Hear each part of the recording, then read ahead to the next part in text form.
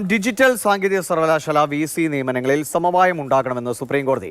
സർക്കാരും ഗവർണറും തമ്മിൽ സമവായത്തിൽ എത്തിയില്ല എങ്കിൽ കോടതി നിയമനം നടത്തുമെന്ന് സുപ്രീംകോടതി അറിയിച്ചു. ബി ബാലഗോപാൽ വിവരങ്ങളായിട്ട്. ബാലഗോപാൽ, വീണ്ടും കേരള സർക്കാർ ഗവർണർ പോരിലേക്ക് വഴി തുറക്കുകയായിരുന്നു. ഈ രണ്ട് സർവകലാശാലകളിലെയും VC നിയമനം മുഖ്യമന്ത്രിയുടെ ശുപാർശയെ തള്ളിക്കൊണ്ടാണ് ഗവർണർ ഇക്കാര്യത്തിൽ നിയമനം തീരുമാനമെടുത്തത്. ഇപ്പോൾ സുപ്രീംകോടതി പറയുന്നത് ഒരു സമവായം വേണമെന്നാണ്, ഒരു തർക്കത്തിന്റെ ഭാഷയിൽ പോകരുത് എന്ന് തന്നെ, അല്ലേ?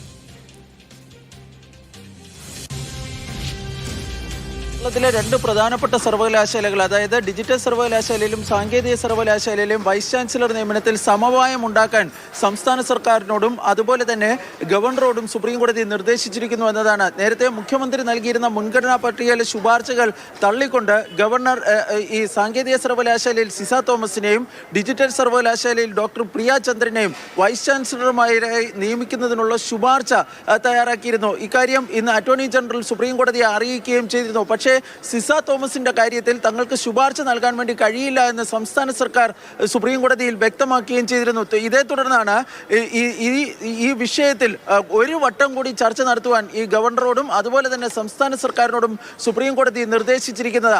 അടുത്ത വ്യാഴാഴ്ച കേസ് വീണ്ടും പരിഗണിക്കുവാൻ വേണ്ടി സുപ്രീംകോടതി തീരുമാനിച്ചിട്ടുണ്ട്.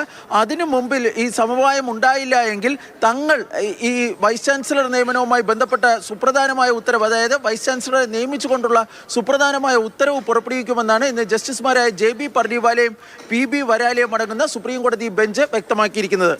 ശരി, ബി ബാലഗോപാലാണ് ഡൽഹിയിൽ നിന്നും വിവരങ്ങൾ നൽകിയത്.